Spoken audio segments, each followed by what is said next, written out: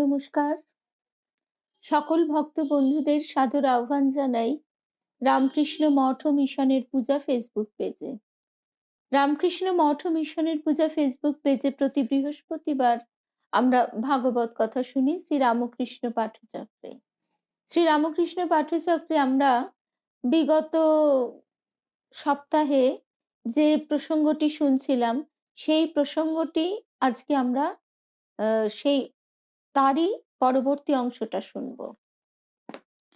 আমরা শুনছিলাম শ্রী কেদারনাথ রায় কাব্য ব্যাকরণ পুরাণ তীর্থ মহোদয়ের যে ভাষণ বরানগর পাঠবাড়ি আশ্রমে, সে পাঠবাড়ি আশ্রমে তার ভাষণগুলি সংকলিত করা হয়েছিল। সেইগুলি পুস্তক আকারে প্রকাশিত হবার পর সেখান থেকেই আমরা এই প্রসঙ্গগুলি অনুধ্যান করছি। আমাদের প্রসঙ্গটি ছিল জীবের প্রেম ও লাভের সাধন স্তর। এই যে আমরা কোন পর্যায়গুলি অতিক্রম করলে তবে ভক্ত হয়ে উঠবার পথে অগ্রসর হই, সেই কথাই আমরা শুনব। আমরা নিজেদের যতই ভক্ত বলে পরিচয় দিতে চাই না কেন, আদতে আমরা সেই কথাটি ডিজার্ভ করি না, সেই শব্দটি। তো যাই হোক, আমরা চলে আসবো আজকের প্রসঙ্গে। দোলন, প্রসেনজিৎ পাল, শর্মিলা ত্রিবেদী, সকল ভক্ত বন্ধুদের শুভ সন্ধ্যা জানাই। এক এক করে অনেক ভক্ত বন্ধুই উপস্থিত হয়েছেন। আমরা শুরু করব ঠাকুর মায়ের শ্রী চরণে সাষ্টাঙ্গ প্রণাম নিবেদন করে, শ্রী গুরুকে স্মরণ করে আজকের প্রসঙ্গ। রূপা শুভ সন্ধ্যা, নয়নতারা শুভ সন্ধ্যা, কাকলি মৈত্র শুভ সন্ধ্যা, রুদ্রাক্ষ এসে গেছে। আমরা দেখছি যে আমরা অনেকেই এসে গেছি। তাহলে আর দেরি না করে আমরা শুরু করি। বিলাসপুরের দিদিকেও শুভ শুভ সন্ধ্যা জানাই। তো আমরা সেদিন যেখানে শেষ করেছিলাম সেখানে আমরা দেখছিলাম যে জীবের প্রেম লাভের যে স্তর, সেই স্তরের প্রতিবন্ধকতা কি কি। প্রথম আমরা শুনেছিলাম যে অনর্থগুলিও আবার কত রকম ভাবে আমাদের প্রতিবন্ধকতা সৃষ্টি করে।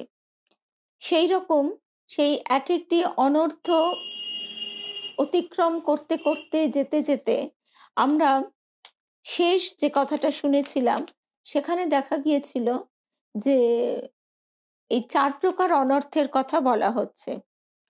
4 প্রকার অনর্থ কি কি? এক হচ্ছে অপরাধ বোধ, অর্থাৎ সেবাপরাধ, নামাপরাধ প্রভৃতি।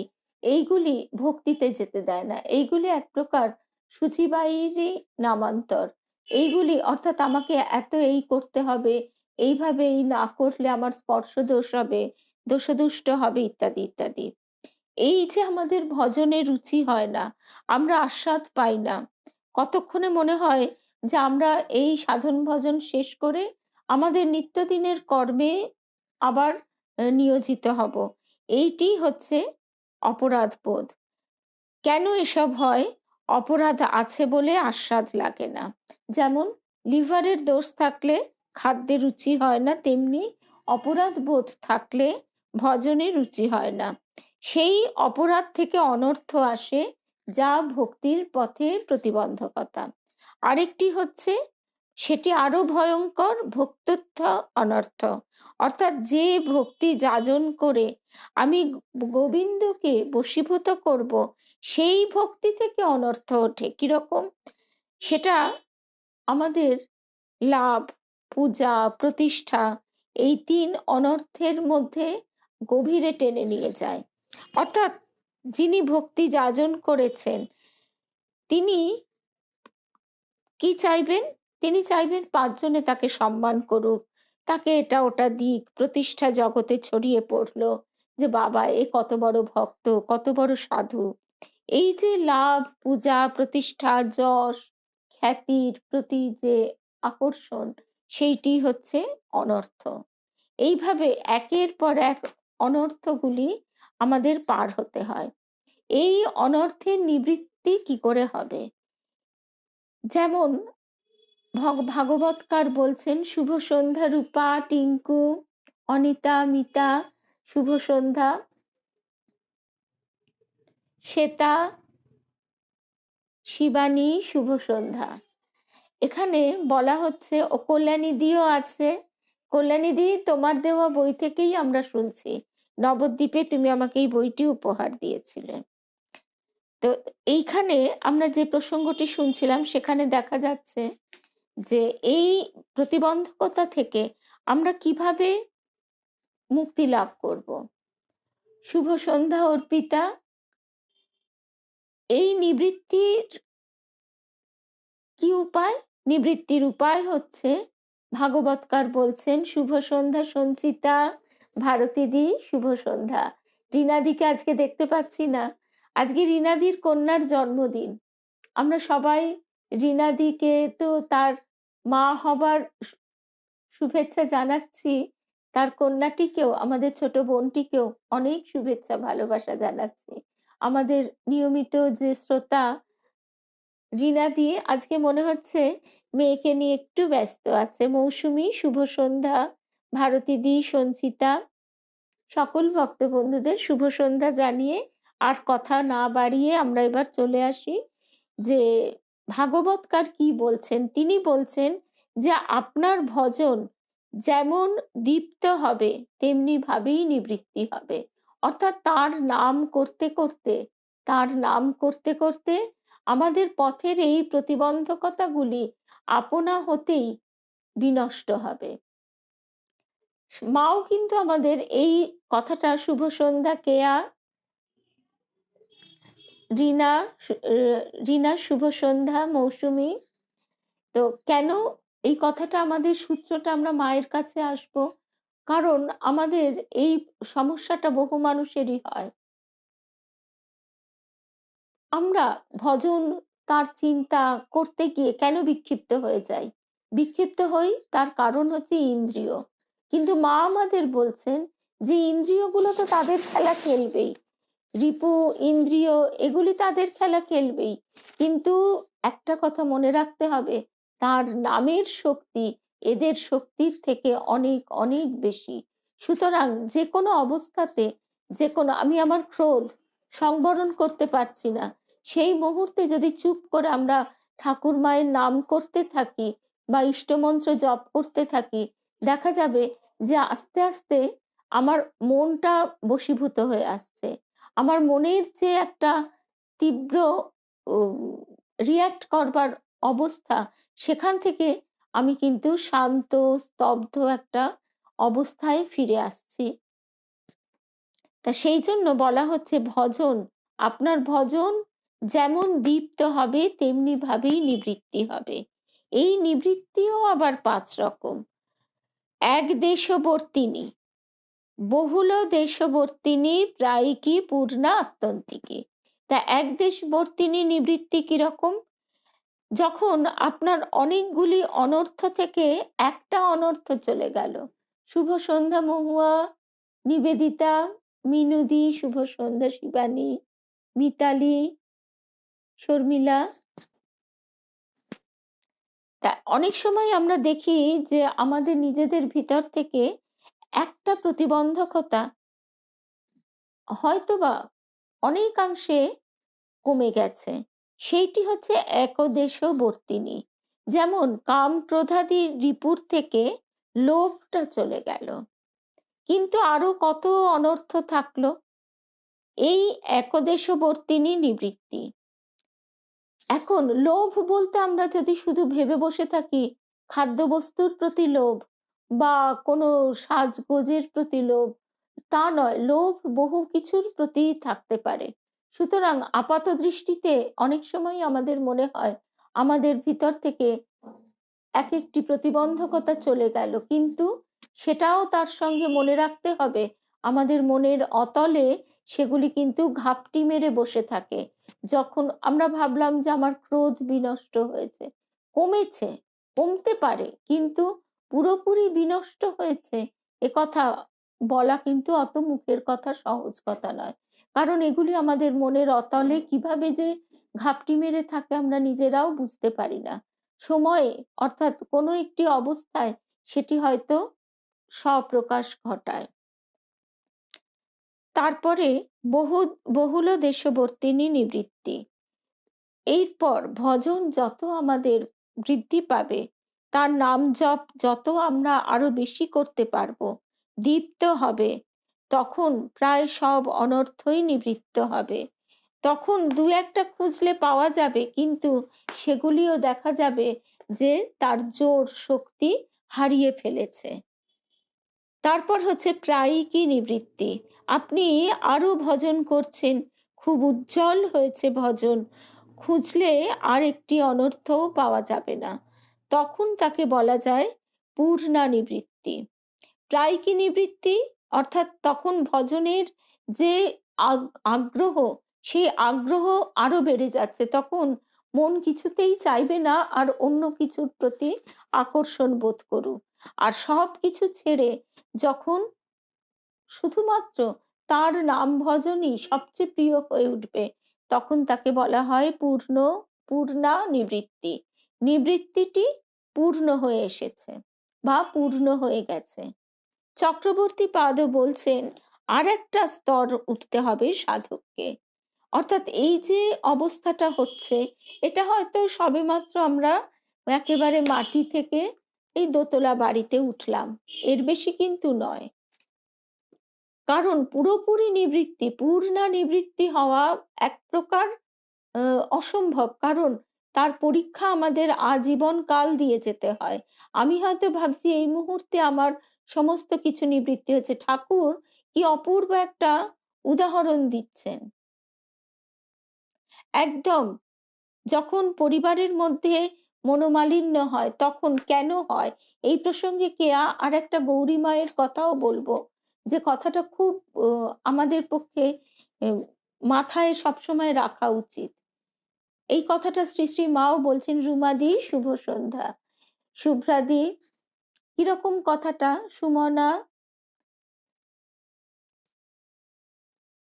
আমরা হ্যাঁ, জীবনের শেষ শেষ পর্যন্ত আমাদের পরীক্ষাটা দিয়ে যেতে হয়। ঠাকুর আমাদের এই অদ্ভুত তার অসাধারণ উপমা, তিনি বলছেন কি, যে ঘিয়ের হাঁড়িটা দেখে মনে হলো ওতে আর ঘি নেই, শুকিয়ে গেছে, কিন্তু যেই আগুনের তাপে ধরলে অমনি কলকল করে বেশ খানিকটা বেরিয়ে এলো। অর্থাৎ আমাকেও আমার আপাত দৃষ্টিতে মনে হচ্ছে যে এই প্রতিবন্ধকতাগুলি বেশ পেরিয়ে গেছি, কিন্তু দেখা যাবে যে কার্যক্ষেত্রে পড়ে সেখানে আমি কিভাবে তারপরে এই মন কষাকষির যে ব্যাপারটা বলছে, সেই মন কষাকষির ক্ষেত্রে এটা আমাদের প্রত্যেককেই ফেস করতে হয় কম বেশি। কেন করতে হয়? সেখানে আমাদের নিজেদের অধিকার বোধ, অধিকার স্পৃহা, অহং ভাব কতটা জাগ্রত, সেটা আগে লক্ষ্য করে দেখবার। আর তারপরে গৌরীমা যেটা বলছেন, গৌরীমা বলছেন যে অনেকেই খুব নিজেকে স্পষ্ট বক্তা ভাবেন। মাও এই কথা বলছেন যে সত্য কথা, স্পষ্ট কথা বলতে বলতে চক্ষু লজ্জায় এরা হারিয়ে ফেলে। অর্থাৎ তখন নিজের অহংটাই মাথা তুলে দাঁড়ায়। সেই জন্যে সমস্ত পরিস্থিতিটিকে আগে ছেড়ে দিতে হয়, সেটি নিজেই কিন্তু অনেক স্তিমিত হয়ে আসে। আমরা অনেক সময় অনেক বেশি রিয়াক্ট করি, অর্থাৎ অন্যজনের যে ক্রোধ, অন্যজনের অহংয়ে ঘা লেগেছে, সেইগুলি সে বলে যেতেই থাকে। এর থেকেই প্রবাদগুলো সৃষ্টি হয়, এক হাতে তালি বাজে না। অর্থাৎ তাকে বলতে বলতে আস্তে আস্তে সে স্তিমিত হয়ে যায়। আর আমি যদি সেগুলি আমার অন্তরে ঢোকাই, তবেই তো আমি বিচলিত হব।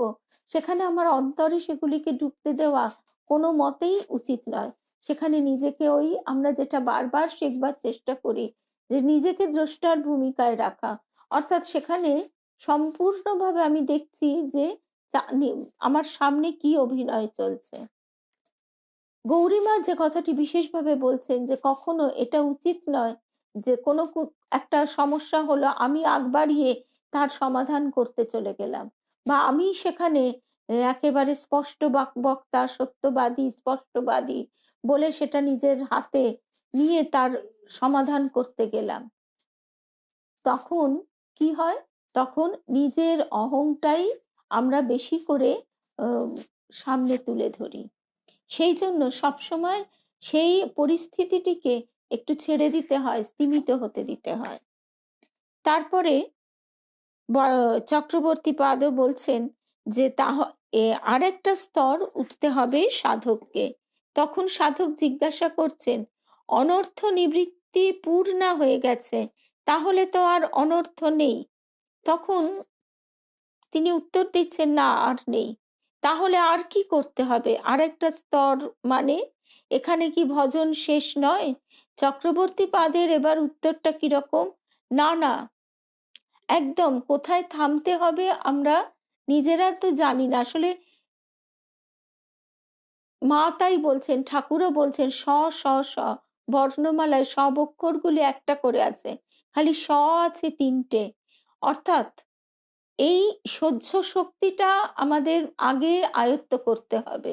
অনেকেই বলবেন যে কেউ কাউকে অধিকার দেয় না, অধিকার ছিনিয়ে নিতে হয়, অধিকার অর্জন করতে হয়। এই কথাগুলোও যেমন ঠিক, কিন্তু তার আগে সহ্য শক্তির কথাটা তারও আগে মাথায় রাখতে হবে, যে সহ্য করার পর যাতে দ্বিতীয় মানে আরেকটি কথা আমার প্রসঙ্গে না বলা যায়।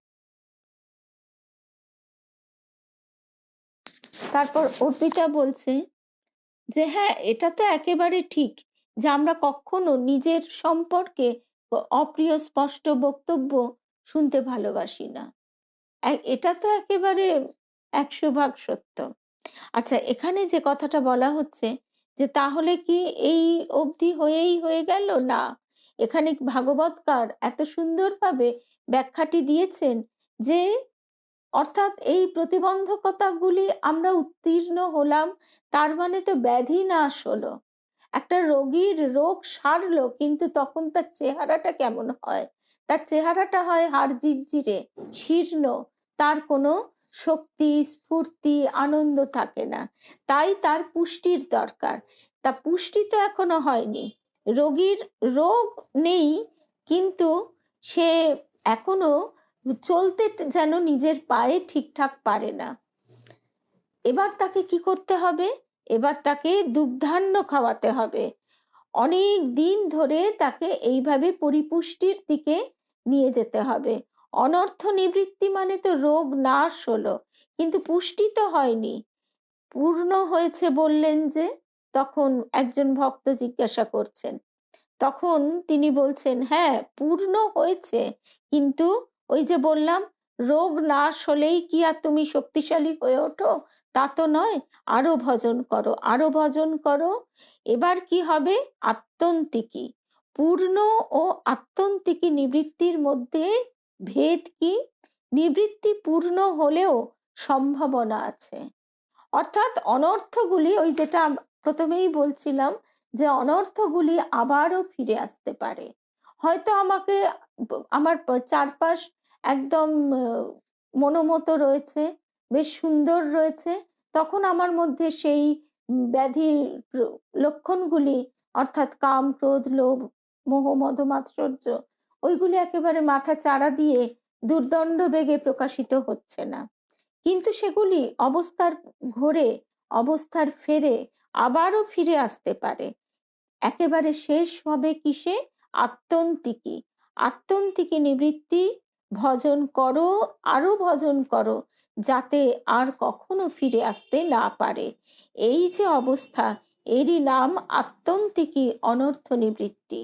এই অনর্থ নিবৃত্তি যে পরিমাণে হবে, সেই পরিমাণে নিষ্ঠার উদয় হবে, যেটি ভজনের পঞ্চম অবস্থা। আবার নিষ্ঠা যে পরিমাণে বাড়বে, রুচিও সেই পরিমাণে বাড়বে। এটি হচ্ছে ষষ্ঠ অবস্থা। রুচি কাকে বলে?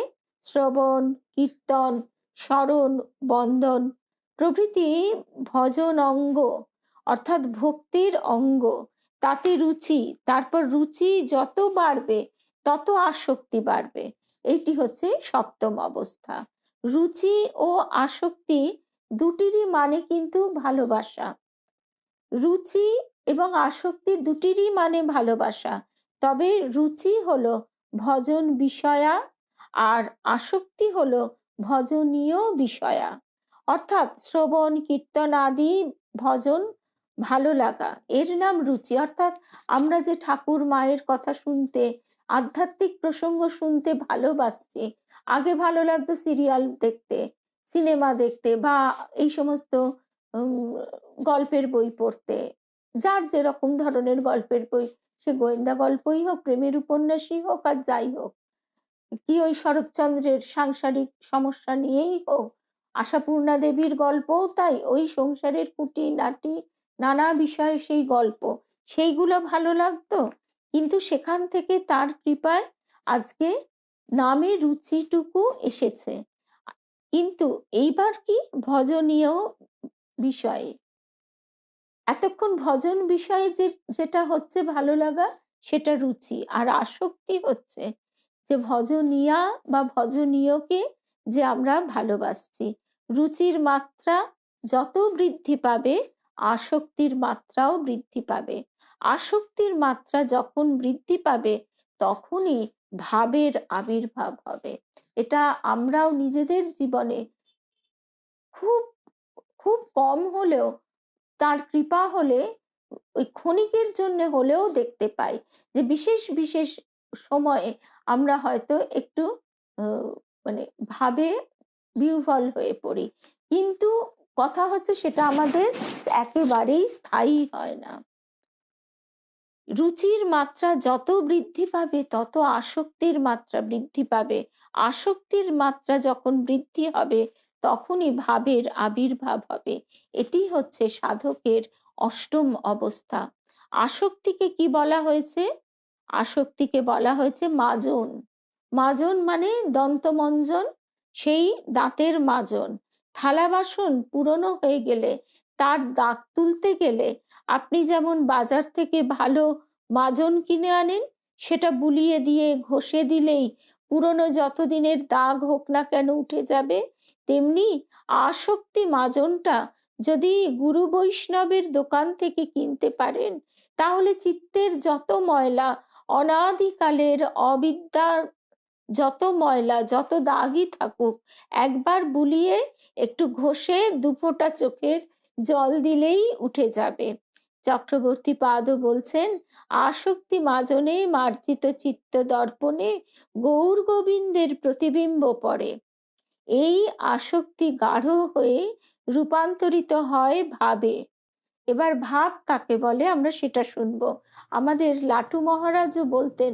লাটু মহারাজ স্বামী অদ্ভুতানন্দ, লাটু মহারাজ ছোটবেলায় তিনি রামদত্ত মশাইয়ের বাড়িতে পরিচারকের কাজ করতেন। আর রামদত্ত মশাই, তিনি তো প্যাথোলজিস্ট ছিলেন, কেমিস্ট ছিলেন।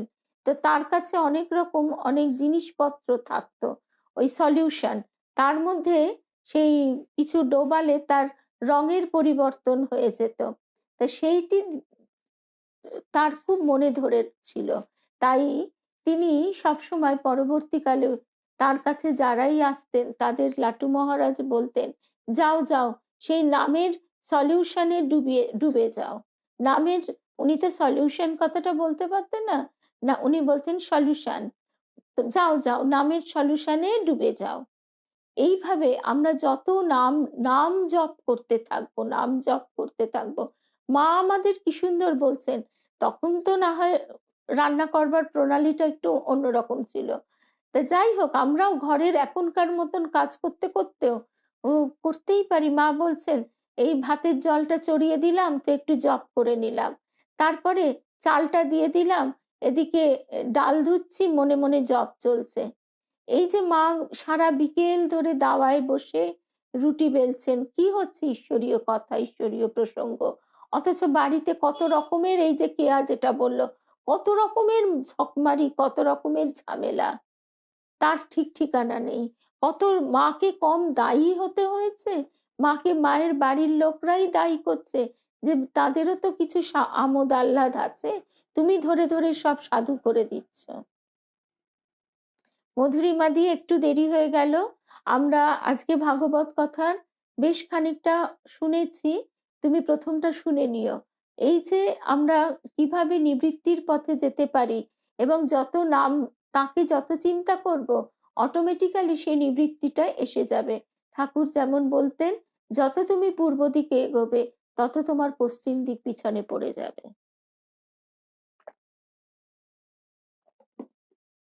তা না হলে ওই নোঙর ফেলে মাতালের দাঁড় বাওয়ার মতন সেই সারা রাত দাঁড় বাওয়া গেল, কিন্তু দেখা গেল সকালবেলা উঠে যে দক্ষিণেশ্বর তো দূরের কথা, যেখানকার সেখানেই নৌকা রয়ে গেছে।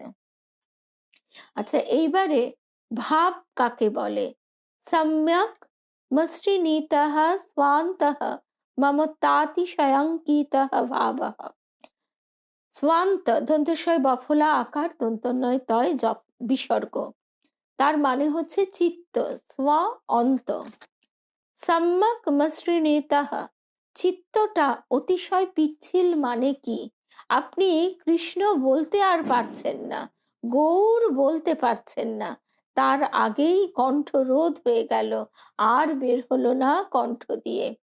আমরা শ্রীপাদ বাবাজি মশাইয়ের স্বরূপে এটা প্রত্যক্ষ করেছি, সবাই করেছেন যারা দেখেছেন।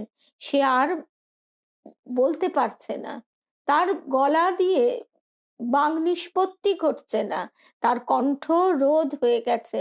অর্থাৎ তার মনের মধ্যে তখন সে কৃষ্ণ গৌর সেই ভাবের প্রবাহ এমন ভাবে বইছে যে সেটা আর শব্দে পরিণত হতে পারছে না। তখন ডান দিকে যে দোহার বসতো, সে শ্রীপাদ বাবাজি মশাইয়ের কীর্তনটি পুনঃ পুনঃ আবৃত্তি করত। তাই আমরা দেখি যে প্রহ্লাদ কৃষ্ণ বলতে পারেনি, ক বলার পরেই অজ্ঞান। এই আসক্তি ভাবেতে সম্যক মসৃণীতঃ স্বান্তঃ হয়।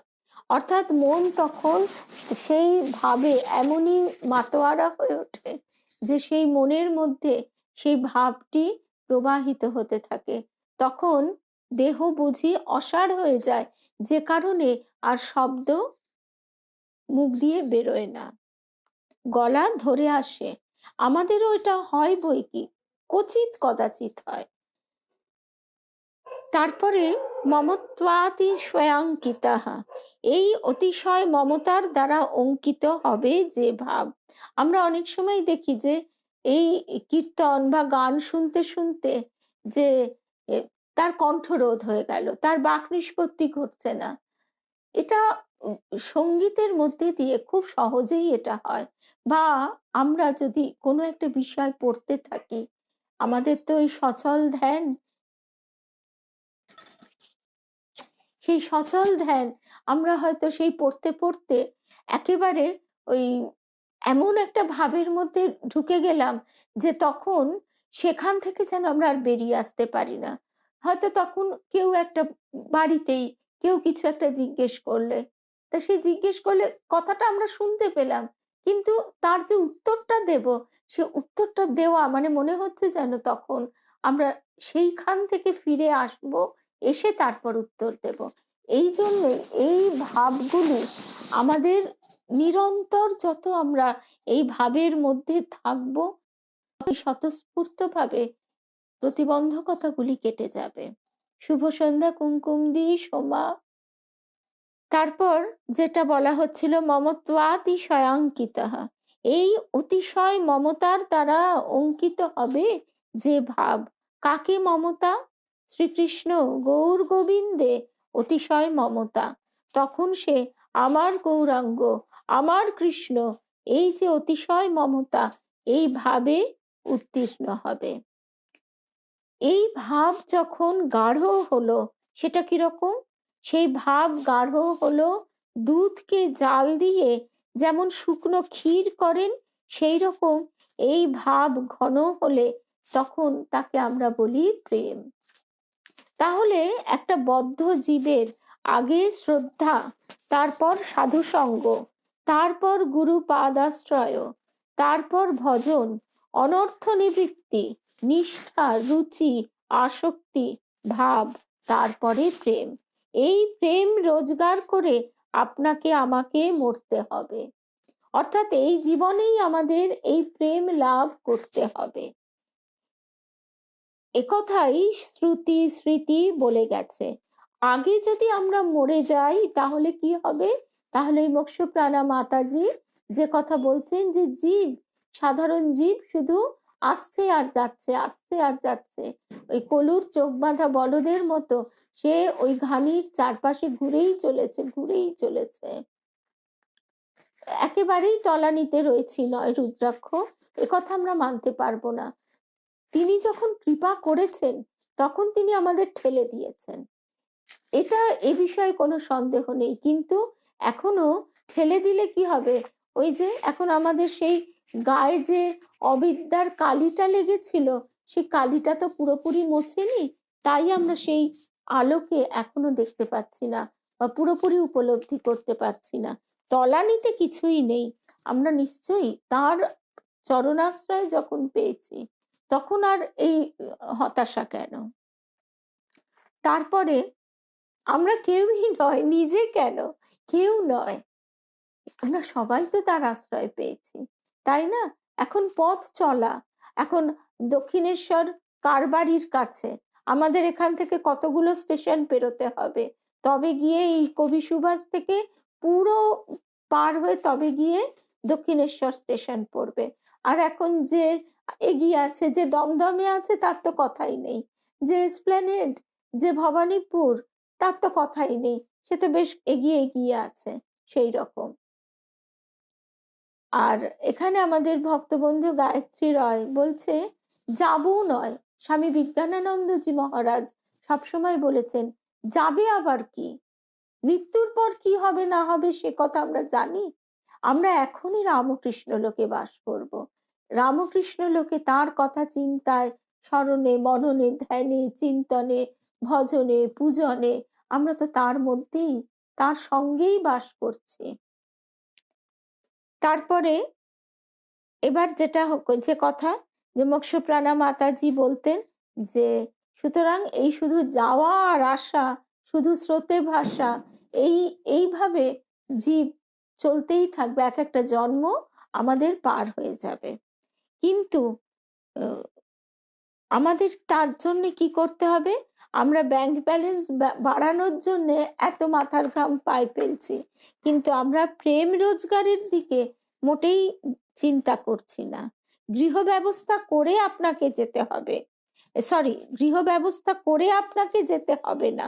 জগতে লাভ, প্রতিষ্ঠা, যশ এসব রোজগার করে যেতে হবে না।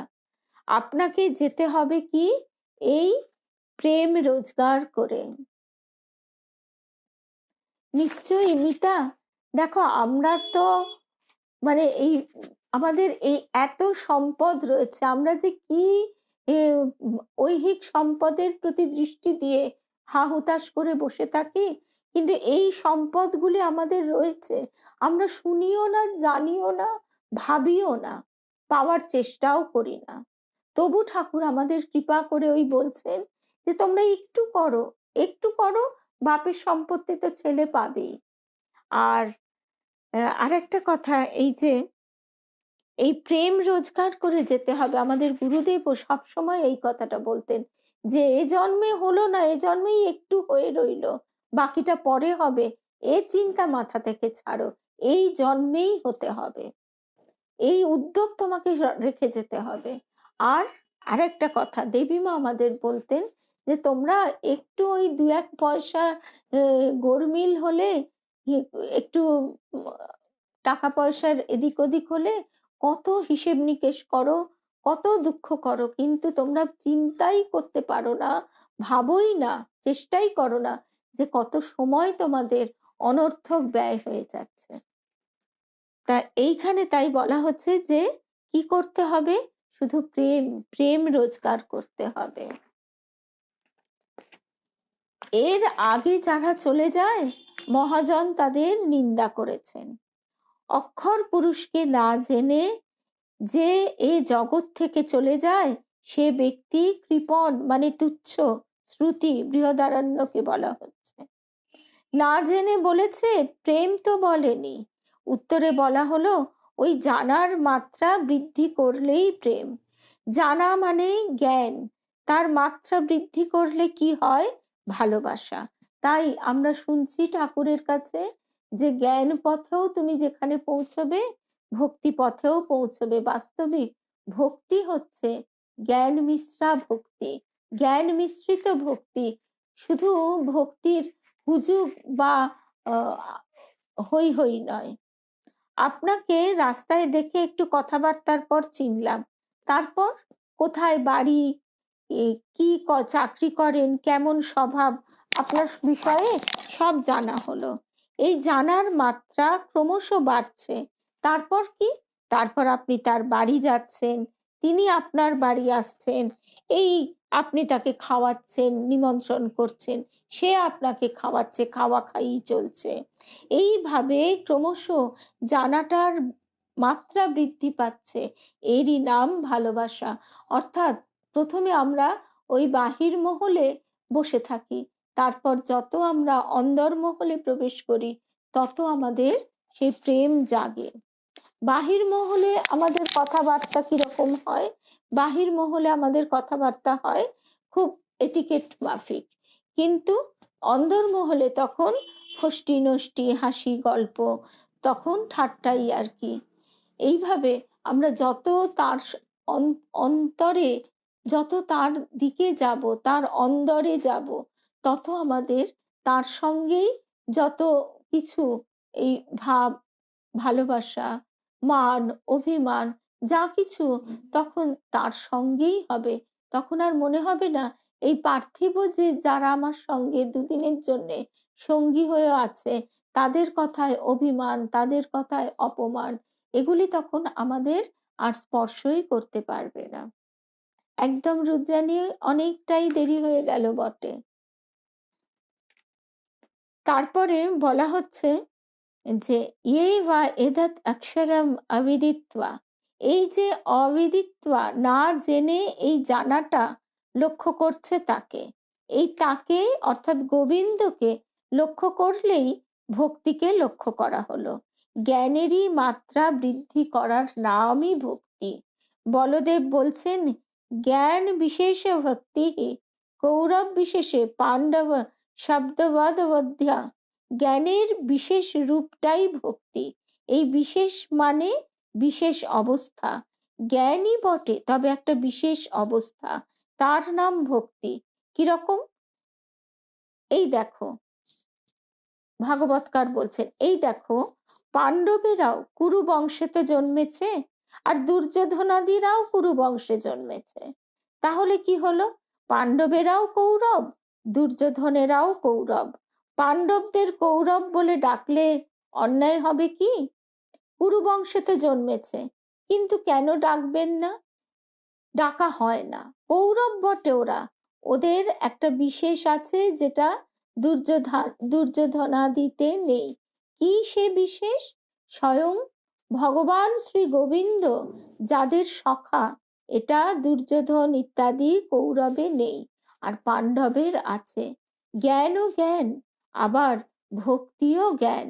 তবে ভক্তিতে একটা বিশেষ আছে, সেটা হলো কি? ভক্তি অন্দরমহল অব্দি যাওয়ার পথ পায়। ঠাকুর এই যে বলেছেন জ্ঞান আর ভক্তির কথাটা, ঠাকুরও আমাদের ঠিক এইভাবেই বুঝিয়েছেন। জ্ঞান থাকে বহির্বাটিতে, আর ভক্তি হলো নারী, সে ওই অন্দরমহলে থাকে।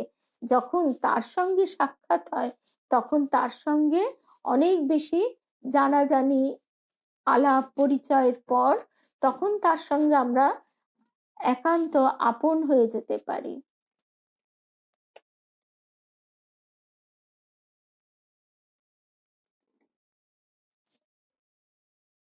তারপর যে কথায় আমরা ছিলাম, তো জ্ঞানও জ্ঞান, আবার ভক্তিও জ্ঞান।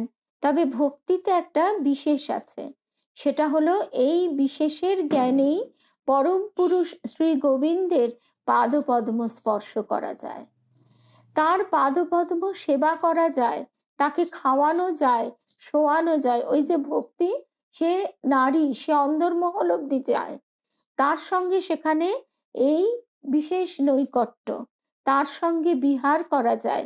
এই সম্পত্তিটা জ্ঞানের মধ্যে নেই। এই ভাব, এই প্রেম ও দশা যতক্ষণ না আসছে ততক্ষণ সাধকের সিদ্ধি নেই। আপনার শ্রদ্ধা, সাধু সঙ্গ, ভজন ক্রিয়া, নিশ্চয়ই ভক্তি তো অবশ্যই জ্ঞানের উচ্চ অবস্থা, অবশ্যই। কেননা ভক্তিতে তার সঙ্গে মিশে একাকার হয়ে যায়। সেটা যিনি ভক্ত, ভক্তাচার্য তিনি বলছেন। আর ঠাকুর বলছেন কি? ঠাকুর বলছেন জ্ঞান, শুদ্ধ জ্ঞান এবং শুদ্ধ ভক্তি সেই একই জায়গায় নিয়ে যায়। তবে কি দুটির মধ্যে একটু পার্থক্য আছে। পার্থক্য কিরকম? যে কর্তা ব্যক্তি, সে কর্তা ব্যক্তি যখন বহির্বাটিতে বসেন তখন তিনি কি ফষ্টি নষ্টি করেন? তার সঙ্গে যারা দেখা করতে এসছে তা নয়।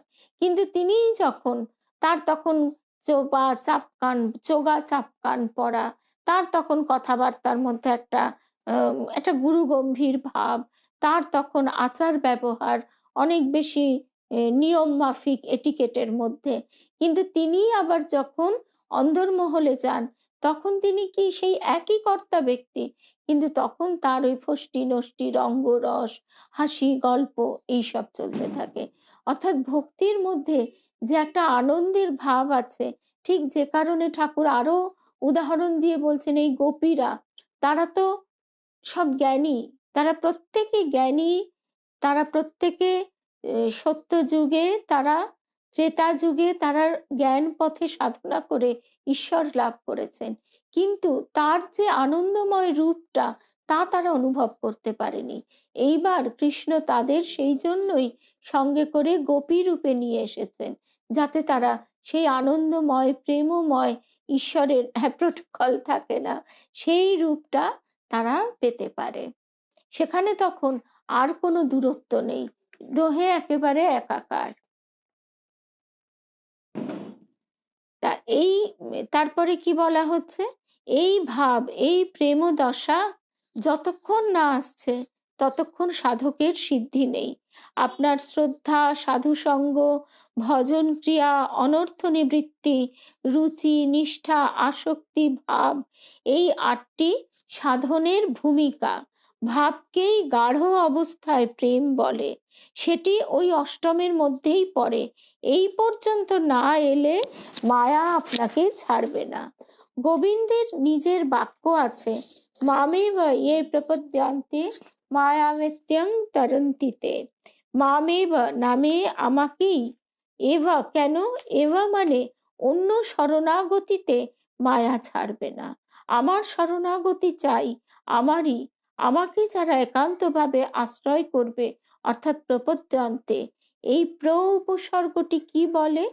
আপনি ভজন করছেন, গুরুপদ আশ্রয় করে আপনি বলতে পারেন আপনি তো ভগবানকেই আশ্রয় করেছেন, তবে কেন মায়া আমাকে ছাড়বে না? তার প্রমাণ, ছেলে যদি একটা মরে যায় অমনি শোকে আপনার হৃদয় আচ্ছন্ন হয়ে গেল। বেশি কথা কি, একটা টাকা যদি হারিয়ে যায় তখনই মনটা খুঁতখুত করে। তাহলে ভজলেই শুধু মায়া যাবে না, ওই ভাবভূমিতে উঠলে তখন যাবে। ওই ভাবভূমিতে যাবার জন্যই ভগবান ওই উপসর্গটা দিয়ে রেখেছেন প্রকৃষ্ট রূপে। মানে প্রকৃষ্ট রূপে যারা আমাকে আশ্রয় করে, প্রকৃষ্ট রূপে আশ্রয়টা ভাব দশাতেই হয়। তখন সে আর গোবিন্দ ছাড়া কিছুই জানবে না, তখন সে আমার গোবিন্দ ছাড়া আর অন্য কিছুই জানে না। এই অবস্থা না পাওয়া পর্যন্ত মায়া ছাড়ে না। এটাকেই সূচনা করেছেন ভগবান প্রপদ্যন্তে এর শব্দের দ্বারা। এই সাধক যদি পাকা সাধক হয়, ওই চোরের মতো, চোর যেমন গৃহস্থের ঘরে চুরি করে তখন সব বাঁচিয়ে বাঁচিয়ে চলে যে কেউ না দেখে ফেলে, কেউ না টের পায়, গৃহস্থ না জেগে ওঠে, এইসব বাঁচিয়ে চুরি করে, তেমনি ওই পাকা সাধক সেও কিন্তু ওই রকম। সে যে জন কৃষ্ণ ভজে সে বড় চতুর। চতুর মানে কি? ওই সাধক সব বাঁচিয়ে বাঁচিয়ে চলে। ঠাকুর বলছেন না, মশারির মধ্যে কোণে বনে মনে ধ্যান করো। মশারির মধ্যে লোকে ভাববে বোধহয় শুয়ে ঘুমুচ্ছে, কিন্তু তুমি হরি চিন্তা করছো। শুভ সন্ধ্যা।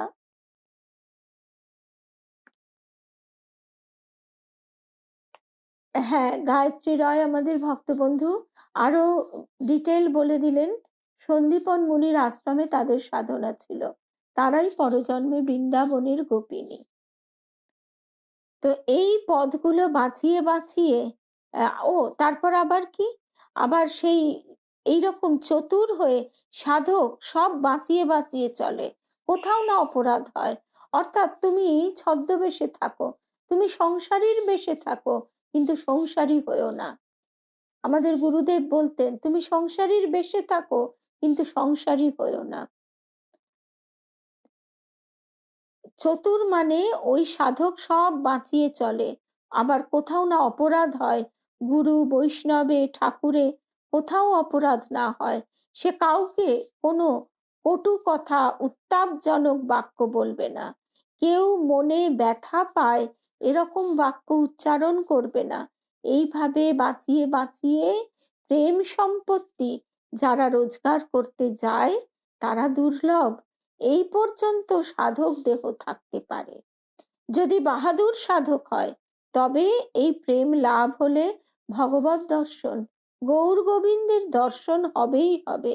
যে ভগবানকে দেখিয়ে দেবে, গোলক থেকে টেনে এনে, নবদ্বীপ ধাম থেকে গৌর টেনে এনে আপনার কুটিরে পৌঁছে দেবে, তার নামই প্রেম। এই প্রেম পর্যন্ত সাধক রোজগার করতে পারে এই দেহেতে। কিন্তু এই প্রেম লাভ হলে পরে আবার কতগুলো অবস্থা আছে, সে আর হয় না, এখানে আর হয় না। কোথায় হয়? লীলার জগতে। আমরা এই অবধি পৌঁছতেই কত জন্ম পার করে ফেলি। সুতরাং আমাদের এই ভক্ত কথাটা উচ্চারণ করাই উচিত নয়। আমরা তাকে পাওয়ার জন্য যেটুকু ইচ্ছে আমাদের মনে জেগেছে সেটা পুরোটাই কিন্তু তার অহৈতুকী কৃপা। গোবিন্দের যেখানে নিত্য লীলার জায়গা, গোলক বৃন্দাবন, সেখানে প্রেমটা পাকা হয়। যেমন আপনি তো আখের গুড় বিক্রি করে দিচ্ছেন, মহাজনের ঘরে সেটা উঠে যাচ্ছে, তেমনি ভক্তি রস থেকে প্রেম গুড় হয়ে, প্রেম গুড় করে আপনি মহাজনের ঘরে, গৌর গোবিন্দের ঘরে পাঠিয়ে দিলেন, গুড় চলে গেল। কিন্তু শুধু গুড় গেলেই তো হবে না, সেখানে আবার ভিয়েন আছে, গুড় থেকে চিনি হবে, তারপর আবার মিছরি হবে, আবার ওলা হবে, তারপর আবার সীতা মিছরি হবে। এগুলো আপনি আর করছেন না, আপনি শুধু গুড় করে মহাজনের ঘরে পাঠিয়ে দিলেন। প্রেম পর্যন্ত রোজগার হলে সাধক নিত্য লীলায় চলে যায়, সেখানে গিয়ে পাক হতে লাগলো, সেখানে প্রেম ঘন হয়ে স্নেহ হবে, স্নেহ ঘন হয়ে মান হবে, তারপর প্রণয়, প্রণয়ের পর রাগ, রাগের পর অনুরাগ, অনুরাগের পর একটা ভাব আছে, এ ভাব সে ভাব নয়, এ অনুরাগের পরের ভাব, ভাবের পর মহাভাব, সেই প্রেমটাই কিন্তু ঘন হচ্ছে, সাধক কিন্তু ঘন হচ্ছে না। যেমন আপনার গায়ে যখন রক্ত হয়, আপনার গায়ে যখন রক্ত হয় তখন গোটা গায়েতেই হয়, একটা জায়গায় তো হয় না। আবার আপনার যখন সৌন্দর্য ফোটে গোটা গায়েতেই ফোটে, তেমনি প্রেম যখন আসে তখন প্রেমিক সেই সৌন্দর্যে বাদ যায় না, প্রেমের সৌন্দর্য প্রেমিকের মধ্যে ফুটবে, সেই প্রেমটা ঘন হয়ে মহাভাব পর্যন্ত হয়। তাহলে এই প্রেমটা রোজগার করতে সাধককে কি কম কাঠখড় পোড়াতে হয় বলুন দেখি? এখন মনে করুন তো কি করছেন আপনি, ছিছি করতে হবে না নিজেকে। এই যে রুদ্রাক্ষ যে কথাটা বললো, সঙ্গে সঙ্গে এই কথাটাই একদম দেবযানে যেমন করুণা দেবী প্রণয় দেবী, কি ছিছি করতে হবে না নিজেকে। আজ 50, 60, 70 বছর বয়স হলো, কিন্তু গুরুদেব দিয়ে গেছেন যে ভক্তি সন্তান, যাকে 8 মাসের করতে হবে তাকে 2 মাসেরও কি করতে পেরেছি? আর কতদিন বাঁচবো যে সন্তানটিকে 8 মাসের করতে পারবো? মানে 8টা পর্যায় আমাদের পেরুতে হবে, সম্ভব নয়, এবার আর হলো না। এর জন্য দায়ী কে? দায়ী তো আমি। কে এর কৈফিয়ত দেবে? সবাই নিজের নিজের মতো সাধু সেজে বসে আছি, কৈফিয়ত কোথায়? 1 মাসেরও তো সন্তান হয়নি, অন্তত 8 মাসের না হলে যে মায়া ছাড়বে না সে কথাও বোঝা হলো না।